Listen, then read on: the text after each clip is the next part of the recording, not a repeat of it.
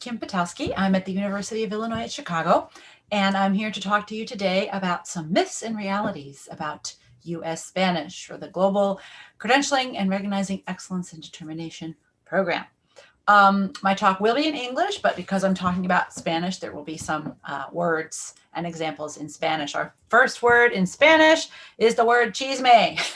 Chisme is gossip or lies, okay? So I'm going to make some statements about Spanish in the US, and I want you to tell me whether you think they're chisme or realidad, right? Cierto o falso, myth or fact. Ready? Number one, the United States is not a Spanish-speaking country. Is that chisme or is that realidad? Dos, U.S. Spanish is not recognized in the Diccionario de la Real Academia, right? The dictionary that the Royal Academy of Spain puts out, where sometimes a word will have a particular country designation next to it, like Argentina or Colombia or España. The USA does not have one of these. Chisme o realidad.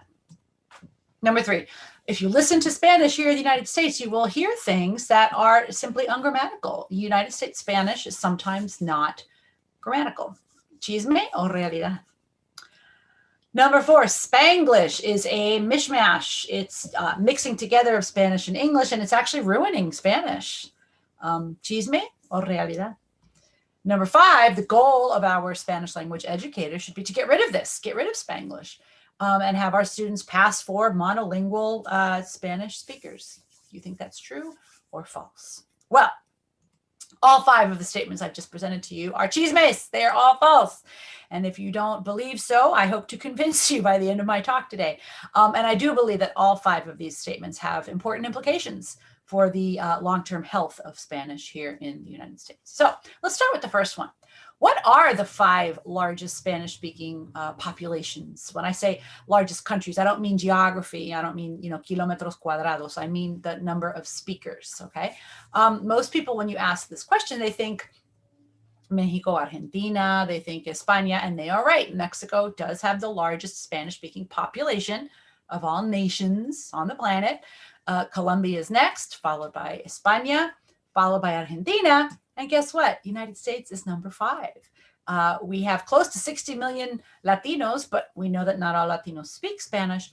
Those who report doing so are about 40.5 million. So we got more Spanish speakers here than everybody else who's not Mexico, Colombia, Spain, or Argentina. Okay, so there we are.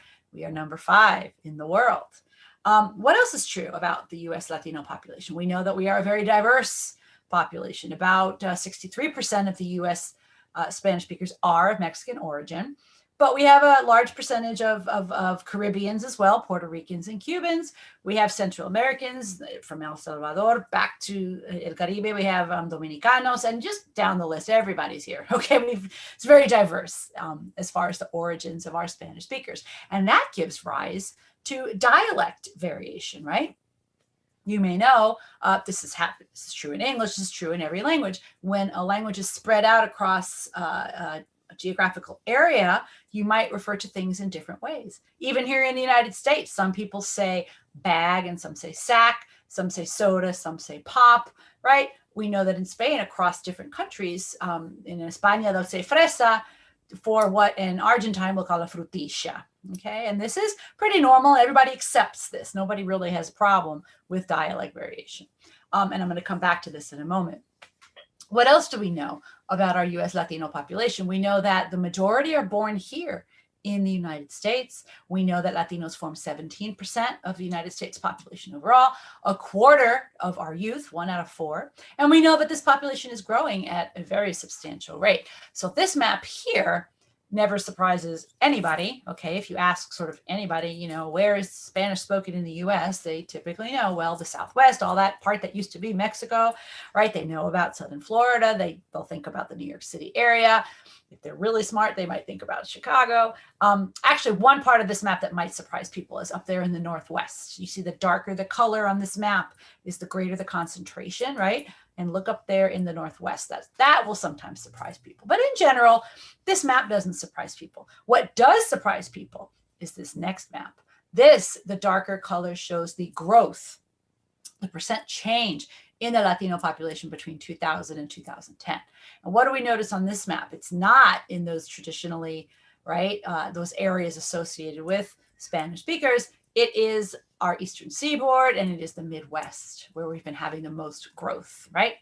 What other things do we know about this population? We know that they are underserved. They're underserved in a lot of different ways.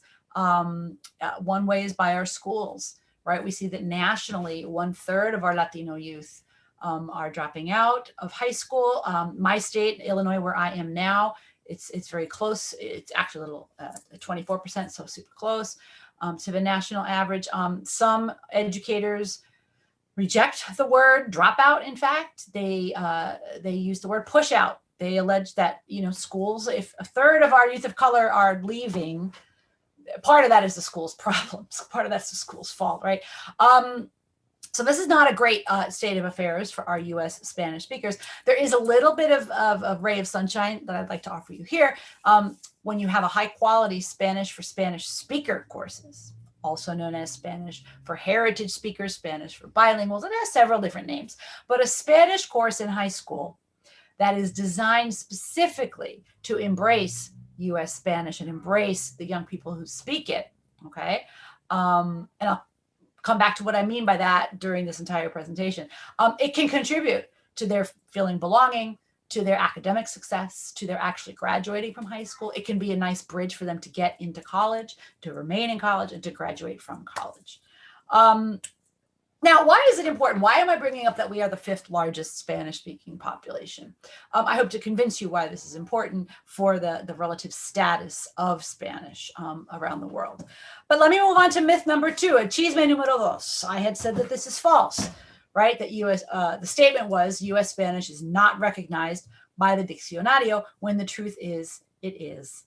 Since 2012, the Diccionario de la Real Academia acepta la palabra estadounidismo, United Statesism, and they define this as a palabra o uso propio del español hablado en los Estados Unidos de América. Okay, and then they interviewed a woman about this, and she said, con esta inclusión queda abierta la puerta que se acepten como correctas palabras que en Estados Unidos tienen un significado diferente. So, for example, the majority of Spanish-speaking countries use the word desfile for a parade, okay? Here in the United States, you will hear the word parada. There it is. You don't have to like it, but there it is, okay? We have lots of words that we do this with. Departamento, where others would say ministerio. Aplicar, where other countries might say solicitar. Ser elegible para algo, where others might say ser beneficiario de algo, okay? Y esta señora concluyó que el estadounidismo es una variante como cualquier otro. Like, why is it any different from a chilenismo or a mexicanismo? Okay. She explained that she's been a translator for 30 years and that if she clung too strongly to lo que decía el diccionario, no iba a poder comunicar correctamente en aquí lo que es la localidad de Estados Unidos. So if you're going to hold on to your dictionary and insist on saying inmobiliaria, right? And then the people you're trying to sell real estate to go, huh? Right? You got to ask yourself, wouldn't it have been better to say real estate if that's what they're using, right? And I love this phrase, this image that she used. She said, hay que aceptar lo que es una avalancha de uso, right? You can try to put on the brakes and hold up your dictionary and say, this is how it's supposed to be said. But you know what? Everybody's going to ignore you and keep talking the way they talk. So you have a choice to make, right? Are you going to insist and be a pedantic and hold on to your book?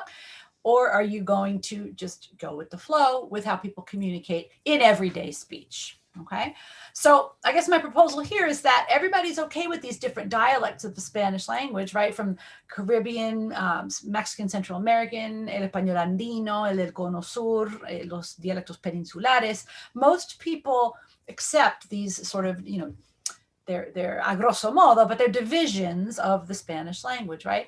So why can't there be, and this song, by the way, does a great job. If you don't know this song, I encourage you to look on YouTube for it. It's two brothers.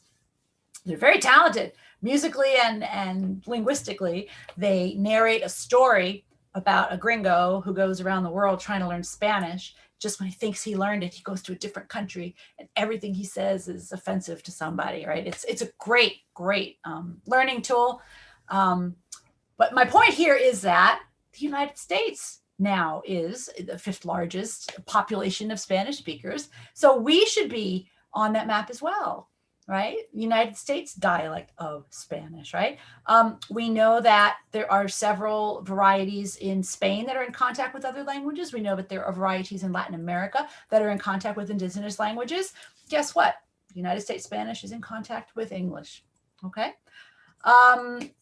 Hasta la Real Academia lo ha aceptado, right? And P.S., we do have our own language academy. You can see it right down here, la Academia Norteamericana de la Lengua Española.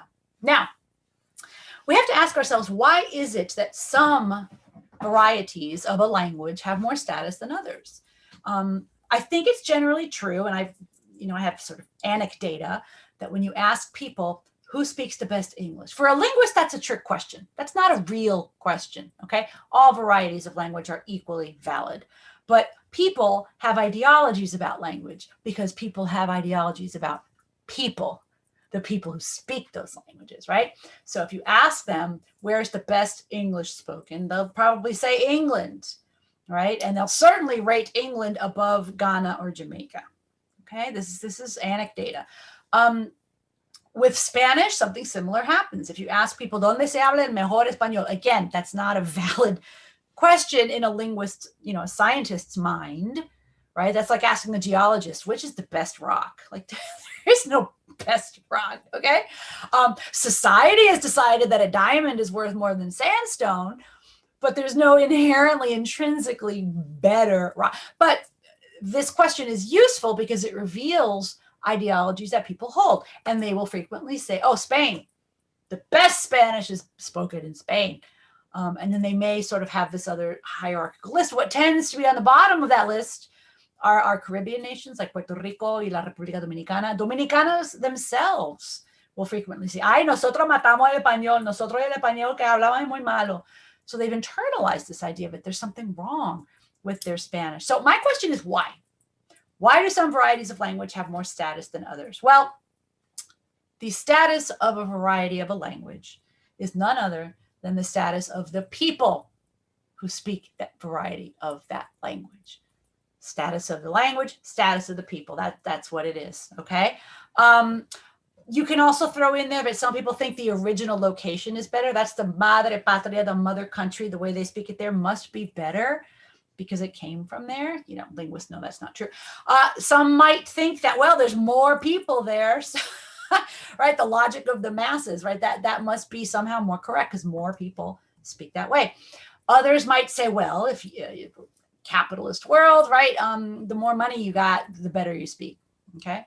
Others, let's face it, race plays into this, okay?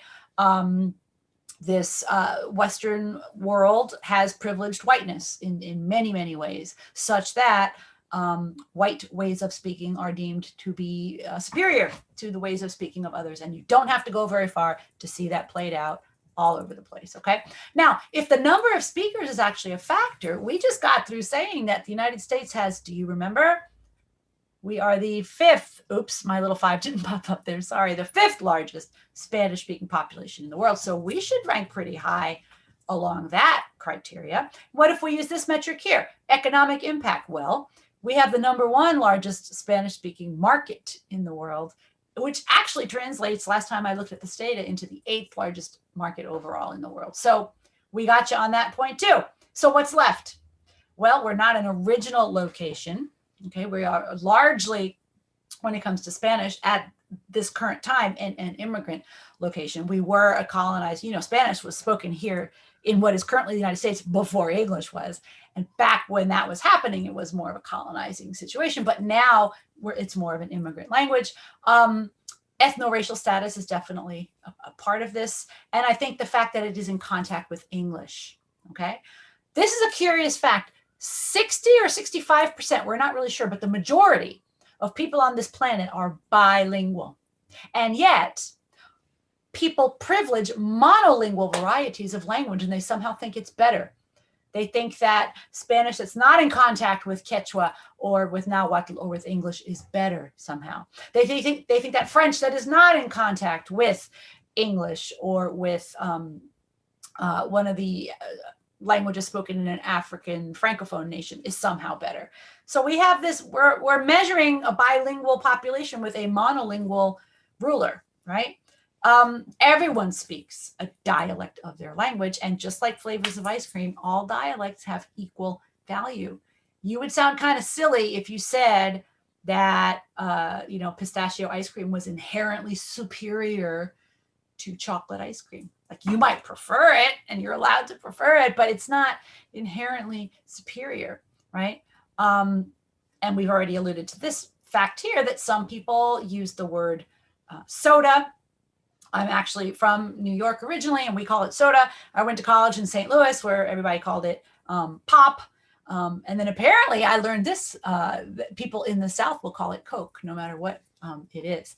Now, you can see funny things online about, haha, isn't that funny? People say things and that's wrong or whatever, but this doesn't really lead to large swaths of prejudice or any sort of negative things the way it can for US Spanish, okay? And I want to sort of make another connection with English with this following, it's not an anecdote, this following fact, okay? Here's a fact.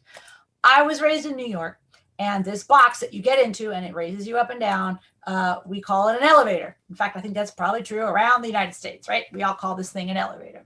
And in this part of the car where you put your stuff, I grew up calling it a trunk, okay? Do you know what nobody ever said to me my entire life up until today? 50 years old, no one has ever said to me, hey, Kim, you really should say lift and boot, because that's what they say in England. And they speak English better over in England. And you want them to understand you in England, right? You don't want to be over here talking about elevators when over there they talk about the lift, right? No one's ever said that to me, okay? So why am I bringing this up? Because what we do to US Spanish speakers when we say to them, ay, no digas aplicar, di solicitar. Ay, no digas quitear, di dejar el trabajo. Oh, don't say this, say that. Because you want to be understood over in Spain, don't you? Because you want them to understand you in Argentina, don't you? Right? That's what we're doing. It's silly. We're imposing an external norm on people. Okay. Now, here's the truth. If I go to England and I'm talking about elevators and trunks, yeah, they could misunderstand me. And there's a number of other words that probably would lead to a hee hee ha ha, right? But with a little bit of negotiation, we will figure out what's going on. Okay. I don't need to use their words while I'm here in this country, do I? Okay. And if I do move there, guess what? After a couple months, years, whatever, I will probably start saying things the way they do. But again, there's no reason why anybody here has to use words from there. Okay. So at what point can those of us who work on and study and speak United States Spanish, can we say, you know what, déjanos en paz, nosotros aquí hablamos nuestra variedad y no es necesario que nos acoplemos a las variedades de ustedes, okay? Because además somos el quinto país hispanohablante del planeta, probablemente de la galaxia entera, okay? An interesting question is to wonder whether a relatively uniform dialect of US Spanish will emerge, right? Remember I said earlier, we're super diverse. We've got Mexicans, Puerto Ricans, we got Dominicanos, we got Guatemaltecos, Salvadoreños, we got everybody here, okay? It's like having different flavors of ice cream all together. Will they all kind of come together into one flavor of ice cream, right? My sense is that no, this will not happen, but it's for a very sad reason. And that reason is that the language is being lost. After the third generation, typically the grandchildren of those who immigrate, very typically the pattern that's been found is that they don't speak Spanish anymore. So what we have is this gumbo. It's a temporary gumbo.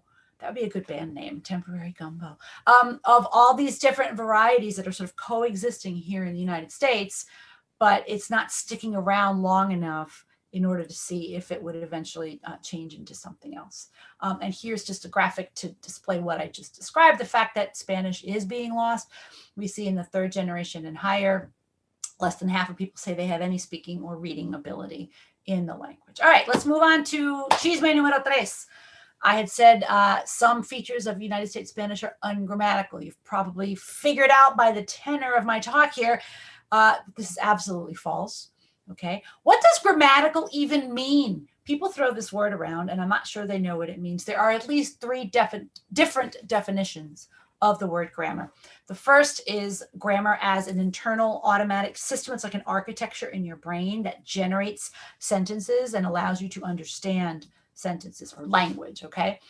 If you understand the words that are coming out of my mouth right now, you have a grammar in English, okay? Y si entiendes esas palabras que yo emito ahora, tú lo que tienes es una gramática aquí en tu cabeza del español. And if you didn't understand what I just said, you do not have a grammar of Spanish, okay? If you see a sentence like this and you're an English speaker, cats fast eats, you might not be able to explain why that's funky, why that's wrong, right? But you know it's wrong. You know that it's not possible, okay? Under this definition, right, that's the only kind of language that can be considered ungrammatical.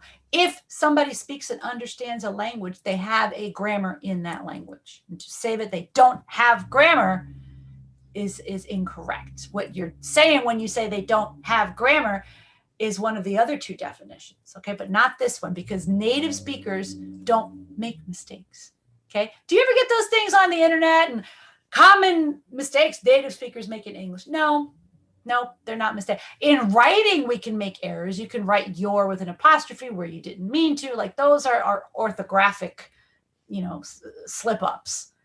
But when a native speaker, when a whole community of people say something, you cannot call it incorrect. It's part of their blueprint. They might have a different blueprint from you. So when somebody says, for example, he ain't got none, right? The third grade teacher in you or the grammar book person in you says, oh, no, that's not grammatical English. Well, guess what? It is. It follows the grammar. That person's not making a mistake. They don't just speak bad grammar in that community. They just have a different grammatical system. So under this first definition, and I'm going to say this like I'm going to take a deep breath here because it's kind of a big deal for a lot of people, it is not possible to be ungrammatical. It's just not possible. I don't care if they say la rufa está liqueando, if they use the word aiga instead of aya, if they say fuiste, tú fuiste a la fiesta instead of fuiste. All of that is grammatical. It is correct. It is not incorrect. It's part of a natural communicative system. If you go out in a field and you see a rock, would you say that rock is incorrect? No, you wouldn't. A geologist or you or I would not say that because that would be silly. A rock just is, right? Language is the same way. Language just is, and we can't call it incorrect. If you and your family and your community say it, it's impossible to be ungrammatical. A sentence like she don't like it, espero hasta que llega, right? El indicativo aquí en lugar del subjuntivo. And here's my little rock image, right? When you go out there, you would never say that rock is incorrect. You could say that rock exists. And if you're a scientist, you would say, how did it come to be here? What were the conditions that caused this particular rock, or in my case, right, this particular language form to exist the way it does? Now, as we said earlier, one rock might have more social value than the other, but it does not have more intrinsic value than the other. Now, I want to be careful. I am not arguing that people do not need to learn diamond Spanish or learn diamond English or learn a diamond variety of their language. A formal variety that's used like in formal contexts, absolutely. And I will come back to this. What I am fighting against is the misuse of terms like ungrammatical and incorrect, okay? So that was the first definition of grammar. The second definition of grammar is about terminology, okay? And this you only learn when you go to school, okay? So for example, if you walk up to a college-educated English speaker who is monolingual, they don't speak anything except English, okay? And ask them, what is the participle of the verb to go? Or what is the second person past progressive of the verb to eat? See what they tell you. It is very likely that they do not know the answer. Now, if you go to those same people and you say, tell me what word, fill in a blank here. I have blank to the movies 3 times this year. They will say, gone. And if you say, when I saw you at that restaurant yesterday, I can't believe you were in the middle of blank sushi. You told me you hate sushi and I saw you blank. They would say, eating. They know the answer. So the fact that they couldn't produce it in that first go, that's because that was definition 2 of grammar here, the explicit knowledge of the terminology and the rules. But the fact that they could produce for you the correct words in sentences 3 and 4, that's because they have a grammar of English. That was that first definition. It is in their systems, in their brains, okay? So it's not right to say that somebody doesn't have grammar when they have one, just because they don't know 2. You wouldn't say of your friends when they couldn't answer 1 and 2, oh, he doesn't know grammar, right? You might say he doesn't know the terminology because, again, native speakers don't make mistakes. They're not ignorant of their own language. And then finally, here's that third definition of grammar. This is your, your 3rd grade teacher telling you when you said, can I go to the bathroom? And what did she say to you? I don't know. Can you? Right? This is often referred to as prescriptive grammar. It seeks to prescribe what is correct and what is not. And I'm going to give you 1 second to read this little pictograph here. It's one of my favorites. A fellow walks up to a monkey, says, actually, you're not in my book of animals, therefore you're not a real. It's like hearing somebody say something and saying that's not correct, right? Here he is with the tiger subspecies. You're just a tiger that doesn't know how to be a proper tiger. You're so lazy. Have you ever heard the word lazy levied against a community of speakers? I have. I've heard people say that X people are lazy when they speak English. No, they're not. They have a different grammar in their heads. It's different from yours, okay? In the 3rd cuadro here, he says, that's a mistake. Your species should only have 9 bands. Educate yourself. And then, of course, the last one really sums it up very well. He shouts at this mariposa or whatever it is. He says, stop evolving, okay? And the punchline here is that linguistic prescriptivists make terrible zoologists, right? They also make terrible geologists. They make terrible any kind of scientist, because instead of looking at what's staring them in the face, a reality of language use, they seek to say, no, that's not correct, right? That doesn't exist. That's not in my book, okay? That's not in my grammar book. Therefore, it's not part of English grammar. So in other words, people can have different grammar systems, okay? Depending on a lot of things, their geographic location, their ethnic group, etc. And one is definitely not inherently better than the other. Okay, just a few more examples. Over in the UK, they say things like, I'll be here December, he's in hospital. We say it differently in the US. US mainstream English would say she's working, whereas African-American English would say she work, or can say she working, can drop the copula. All of these sentences are correct. Now, I have come across people like this person online who said, I don't judge based on race, creed, color, or gender. I'm going to judge you based on your spelling, grammar, punctuation, and sentence structure. Now, they may think they're being woke, right? But the truth, I think, is very well expressed by a semantic shift here, who responded to that person by saying, I hate to burst your pretentious little bubble, but linguistic prejudice is inextricably tied to racism, sexism, classism, xenophobia, and ableism. There's probably a few more isms in there that I'm not, or that she did not mention. Remember what we said earlier. We said that your attitude about the way someone speaks reveals your attitude about them, about those people. Okay, it goes hand in hand. Okay, we're now on chisme number 4. I had said Spanglish is a random mishmash of Spanish and English, and is damaging Spanish. And as we already covered, this is chisme, this is absolutamente falso. Dijimos que todos los sistemas lingüísticos siguen patrones, nada es así al azar, a lo loco. Okay, it follows rules and patterns. Now, I have given these 5 sentences to US Latino bilinguals all over the United States, and I get the same responses. I will say to them, suena bien, like suena natural, like something somebody would say. Number 1, nos vemos a las 10, right? They give me thumbs up. Number 2, I love your shoes, ¿dónde los compraste? And they go, yep, thumbs up. And then I'll say, okay, number 3, Juan está bailando con su mamá. And they go, no, fuchi, no. Número 4, no estudiaron, so they failed the test. They go, yeah, eso suena natural. Suena como algo que alguien diría. And then número 5, Andrea was mad, so she salió. And they go, ay, no, eso como que no. Always agreement. They accept 1, 2, and 4, and they reject 3 and 5. And the reason this happens is because all linguistic behavior is rule governed, okay? We won't have time to really go into like what Spanglish is, and I don't like this word Spanglish, and I'll tell you why in a minute. But US Spanish, right, really consists of at least 4 different phenomena. We have code switching, right, which is when you cambias de una lengua para otra. A lot of people don't even realize they're doing it. Some people deny it, right? They'd be like, code switching, yo nunca hago eso. I would never do that. So they just code switched to explain that they don't code switch. You can have it within a sentence. You can have it at the sentence boundary. It's super common. And we know why those examples are rejected, why all the bilinguals said, "Ai no fuchi," because they violate certain restrictions. We have tons of data about where and how code switching happens and where and how in the sentence code switching does not happen. So there are very, very strong tendencies, okay? We rarely switch between this point and that point, right? Now, these are not rules. If you're bilingual, your mama didn't tell you, hija, no cambias entre el sujeto y el... That's not something, you learned that where you could and could not switch between languages in the same way that you learned each of the languages, okay? So in a way, you could say that you have a grammar, a system for your language A, you have a grammar or system for your language B, and you have a grammar or system for those two going together.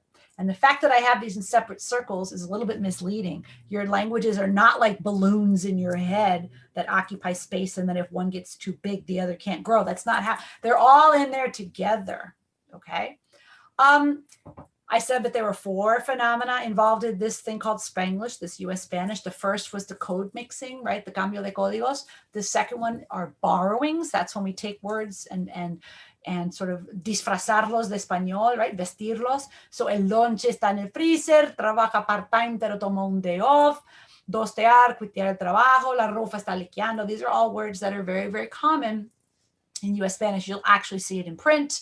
I saw this one on my cell phone back when we were flying places, and it said, ahora puedes realizar el check-in de tu vuelo con American Airlines, okay?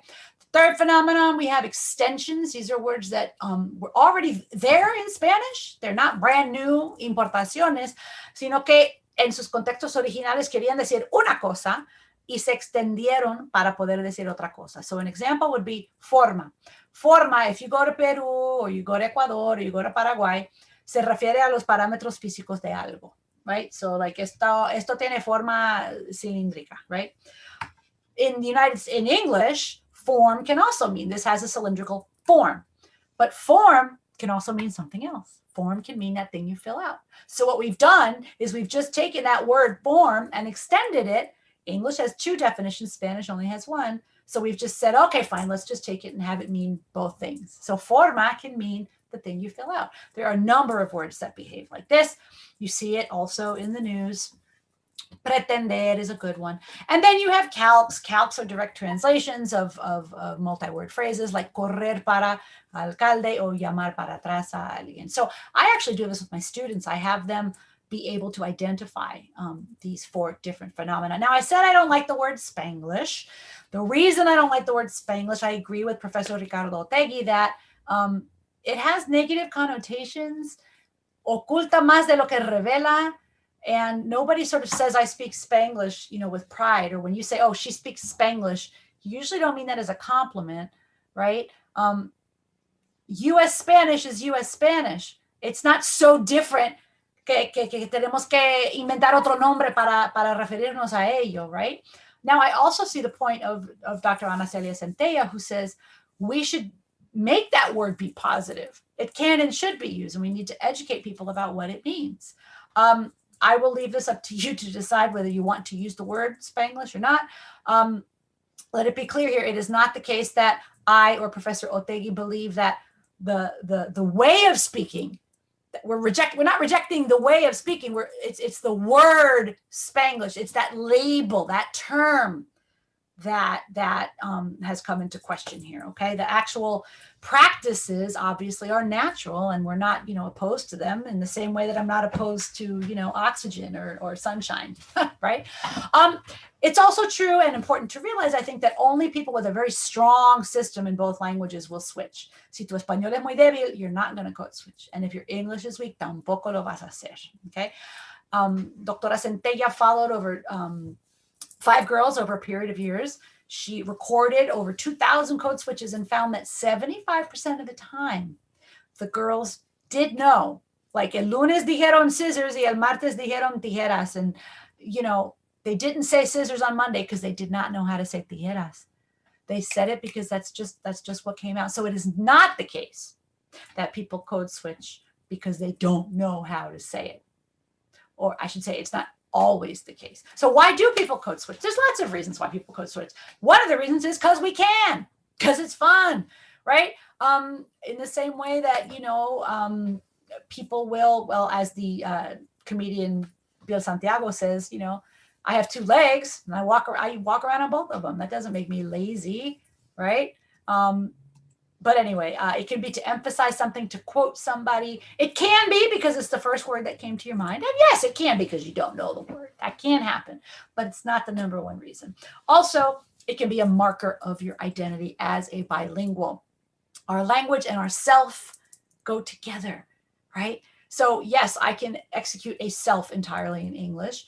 And if I need to, I can execute a self entirely in Spanish, but I much prefer hacer los dos. Like it's a lot easier for me. Finally, this fifth goal, I think the image that I chose to represent it already revealed my opinions about it. It is quixotic to think that you can eliminate Spanglish and have our US Latino youth students, right, pass for monolingual Spanish speakers. Why? Why is that desirable? Okay. In fact, you may actually damage their self-esteem and their ganas para seguir aprendiendo if you're constantly measuring them with a monolingual yardstick. Remember, 60% or more of this planet is bilingual, and they code switch and they use extensiones and préstamos and all that good stuff. Why do we just, so many people insist on having bilinguals pass for monolinguals in each of their languages? And young people are sensitive to these criticisms, when their own family members sometimes tell them, ay, hablas como pocho, hablas como gringo, que feo hablas. When instead we should be looking at their Spanish as a resource, okay? It's a question of respect. It's a question of respecting how people speak. We can use a beach and wedding metaphor when we talk about the formality of language. When we go to a beach, we wear certain clothing. When we go to a wedding in a temple or some other sort of formal place, we wear certain clothing.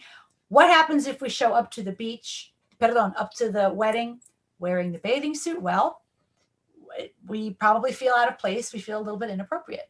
Okay. Same thing happens if we show up to the beach wearing a suit on some normal hot day, right? The point I'm trying to make here is that a bathing suit is never incorrect. Like, you would never use the word incorrect to describe an article of clothing, would you? I mean, I've seen a lot of ugly ties in my life, but I would never say a tie is incorrect. The most I could say about an article of clothing is that it's inappropriate for a particular context. Certain uses of language are informal, right? Just like saying ain't, it's kind of informal. It's not incorrect. No natural use of language can be incorrect. What it can be is informal or unexpected for a particular context, okay? So this, if you're a Spanish teacher, this is what we can be doing in our classrooms, is expanding our students' wardrobe so that they have a wide variety of things they can put on, right? In some ways, when you're raised in the United States, you develop articles of clothing in both languages, right? But your heritage language, whether that be Spanish or Greek or Gujarati or Korean, right, often only develops informal varieties because you've only used it in informal situations, okay? So what you don't want to do as a Spanish teacher is your student shows up to your classroom using forms that are typically considered to be informal, and then to go, oh, how dare you? How dare you? That's wrong. No, it's not wrong. It's a bathing suit, right? A better approach would be to say, wow, okay, you know what? That works in some contexts. I'm going to show you some other ways that you can communicate that same thing in this context where a different way is expected. And they get it. They get it in English. So all they need is to sort of do that transition over into doing it in Spanish, okay? And this is just a visual of what I just talked about, that our US Spanish speakers typically only have bathing suits, right? They don't have any suits. But if you look in their English, closet, they have both, okay? And the reason for this is their prior language experiences. Now, this is something I stole from the internet, and the students love it. I say, so this is Tupac, and this is usted Pac. That's a good one. If you don't understand this, go ahead and screenshot it and ask somebody who knows Spanish why this is funny. Anyway, what I'm encouraging you to do is to reject the concept of incorrect. This word has no place no place in a heritage language classroom when you're working with heritage speakers. Okay. Instead, we should be talking about formal versus informal. And again, students get this from English. And it's a question of respecting what people are wearing. Bilinguals are not two monolinguals joined at the neck. This is not how it works. Your kids will never pass for monolingual Mexicanitos or Puerto Riqueñitos or Dominicanitos, and they shouldn't have to. They are bilingual, and we need to celebrate that bilingualism. Yes, sometimes one language has academic and informal registers and the other one doesn't. Fine. Let's develop that. Let's grow it. Okay. Whenever there are languages in contact around the world, around periods of time, you see the phenomena that we just talked about earlier, right? The code switching and the préstamos and the extensiones, all of that good stuff. 60 to 65, maybe more of the planet does it. Okay. We need to push back on these monolingual rules that tell us that that's somehow wrong or that somehow cheapens or lessens our variety of language. Okay. And by doing this, we keep in mind the value of the Spanish that our students bring. Okay. What are some other ways that we can encourage Spanish development among our U.S. Latino youth? Well, I think it's very important to never mock their esfuerzos. Teachers do this when we take out our red pen and we tell them, no se dice, no se dice. Okay, guess what? When 50 million people say something, se dice, se dice. Okay, you are showing your great ignorance if you tell a student that aiga is incorrect or that fuistes is incorrect. No, what you can say is, hey, that's more informal. And in a formal context, we do it this way.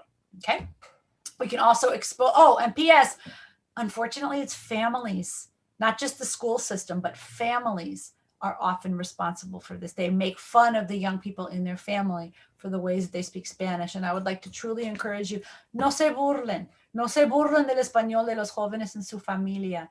No se burlen, porque entonces lo que acaban haciendo es abandonarlo del todo. ¿Para qué lo voy a hablar si mi familia solo se va a burlar de mí? Mejor sería animarlos. Ellos jamás van a ser monolingües, jamás van a pasar por gente criado en el país de ustedes o de su familia. Y eso no es malo, hay que dejarlos ser bilingües, su identidad es otra. Son las dos cosas, ¿ok? Entonces, respetar sus formas de hablar is going to get you a lot further in this way. Also, we should expose our youth to as much Spanish as we possibly can. And don't worry about their English starting late. This is very important, okay? Ignore the very bad advice that you might get from people. And I'm sure these people are well-intended when they say, ay, ya no habla español con el niño, okay? Why do they offer this advice? Well, they think the kid won't learn English as quickly. They think the kid's going to have an accent. Not true and not true. I don't have time to go into the studies here, but they're out there, okay? I think they're also afraid that the child might become confused. Now, remember, 65 or more % of this planet is bilingual, okay? Do you think 65% of the planet is confused? Do you think they're all running around? No, I don't think they are either, okay? I think some people mistake for confusion this code switching that happens. And I like to bring up examples from my own kids who, when they were little, used to do all kinds of mixing of languages, right? Yo quiero mi own jugo. Santa Claus me bringó los regalos. Once my husband accidentally stepped on Nico's foot and Nico said, Papi pieced me. De que papi me pisó. He pieced me, right? I, of course, wrote it down and I'm here, 13 years later sharing this with you because I thought it was cool. I knew it was awesome. Believe me, I understand that a normal parent, a parent who's not a linguist, would freak out and would say, I'm ruining my kid. Van a acabar sin poder hablar bien ni el inglés ni el español. You're not ruining your kid. 65% of kids on the planet do this, and they end up just fine. In fact, my kids don't make these kinds of code switches anymore. They code switch much like adults do, okay? This is not a sign that your kid is slowing down. Remember, we mentioned this. Languages do not occupy balloons in your head. It's all a common underlying proficiency. And the reason I say that you should educate or try to speak your home language, your non-English language, as much as possible. Here's the reason why. There's a plant, and it's called kudzu. And I don't know, I'm not a botanist, but my understanding is that this plant grows really, really quickly. it grows super fast. And then what it does is that it blocks out the sun so that all the other plants die. Okay, that's my understanding of this plant. That's English in this country. Okay, so the other plants, so Spanish in our case, right, don't get a chance to grow. Okay, those early years are a protected space. So here, this hopefully will make it clear. You've got a kid, kids, born, and then they're 1, 2, 3, 4, they're little, okay, and you're talking to them in Spanish. When you send them to preschool, try to do it in Spanish too. Keep as much Spanish there as possible. Protect the Spanish. Protect that little plant, because then when the kudzu comes, here's the kudzu. Look at how robust that plant is. Look at how robust that Spanish is. It got tall enough so that when the kudzu came, it could still continue growing. Okay. What can happen if you don't protect it, if you let that kudzu come in too quickly, that plant won't get a chance to grow and thrive. So protect the Spanish, the Polish, the Gujarati. You are not slowing down your child's English acquisition. Your child will not have an accent in English later on. You've got to believe me. This is absolutely true. Finally, I'm going to talk about schools. There are schools that teach from 50 to 90% of the day in Spanish. I'm going to present some findings that I did with a grad student here in Chicago. We studied 2 groups of kids in the same school building. All the kids spoke Spanish at home. Some of them, their parents put them in the dual immersion program that you see here. 50 to 80% of the day was taught in Spanish. The bottom one that you see, all English, 100% English. These kids also spoke Spanish at home, but their parents put them in an all English program. The school was a typical public school. It was, in a large city, okay? It was 81% Latino, and 84% of the kids were free or reduced lunch, which is sort of synonymous with low income. So this is a low income minority school. Lots of kids speak Spanish at home. I tested their Spanish listening comprehension, and here you see the scores of the kids. 1st, 3rd, 5th, and 8th. This is the blue bar. The blue bar says English. These are kids whose parents put them in an all English program. They speak Spanish at home, but they're in an all English program. Now, they didn't do too badly on this, okay, because they speak Spanish at home. But the kids across the hallway who are in the dual language program, 50 to 90% of the day, well, in this case, 80% of the day, in Spanish, they do much better on listening comprehension. And those differences were pretty big. Then we tested their reading. And guess what? These kids might be speaking Spanish at home. You know what they're not doing at home? They're not reading in Spanish at home. So their reading scores are quite low. The dual language kids who also speak Spanish at home, but their parents put them in the dual language program, boom, it's much higher. And you can see if you compare the differences, the reading is where you see the big differences. You want to know where you see the biggest differences? Writing. The kids in the all English program have trouble writing. The little 1st graders, again, they speak Spanish at home. You ask them to describe this dibujo and they write, ellos son comiendo eggs, él está haciendo eggs. The kid on the right couldn't produce any text in Spanish, okay? Kids across the hall in the 1st grade, the plant, right? It's a withered plant. Kids across the hall, dual language track, check them out. Los niños está limpiando y la mamá es tomando chocolate y él, y bueno, se le fue la onda al niño aquí. El papá está cociendo nuevo. I think you would agree that this language is richer than this language that we saw here in the English track. Okay, look at this kid. Están cocinando huevos y tomando jugo y los huevos ya acabaron de cocinar. Like, there's not enough lines for this kid to talk about all the things he wants to say. And then look at this morphology, cocinando los huevos. Okay, so that is a robust plant, right? And their English was just as strong. Their English did not suffer. So I can look parents in the eye and say, put your kid in the dual language program. Their English will not suffer, and they will get strong Spanish, okay? So we're going to wrap this up by talking about our 5 chismes that we initially started with. Number 1, the U.S. is not a Spanish-speaking country. That's not true. The fact is that we are number 5. Chisme número 2. The Dictionary of the Spanish Royal Academy does not have a category for U.S. Spanish. Yes, it does. Since 2012, we have the estadounidismo, right? We are a variety of Spanish, a flavor, a dialect, just like anybody else. Okay. Número 3, U.S. Spanish is frequently ungrammatical. Impossible. It is impossible for native speakers in a community to be ungrammatical. They follow their own grammar rules. Those rules might be different from the rules of the prestigious variety, but they are rules nonetheless. Okay. Chisme número 4, Spanglish is a random mishmash of Spanish and English. That's absolutely false. It is rule governed just like all other naturalistic language behavior. It's motivated by certain goals and purposes, and you have to be pretty strongly bilingual in order to engage in this practice that people call Spanglish, or that I call US Spanish, okay? Y número 5, Spanish teachers should seek to have students pass for monolinguals? Absolutely not. The majority of the world is bilingual. We should be adding to students' repertoires and never disrespecting their ways of speaking, okay? Finally, I'd like to say this country has done a really bad job at encouraging young Latino bilinguals to study their language formally. We've made them feel that they speak it wrong, right? We need to undo this, and we need to get more Latino bilinguals to come to the dark side and study linguistics, right? So major in Spanish in college, seek out courses in linguistics, and then come be a person who studies all of these interesting phenomenon of the Spanish language. And I think I will conclude my talk here. Thank you very much for your attention.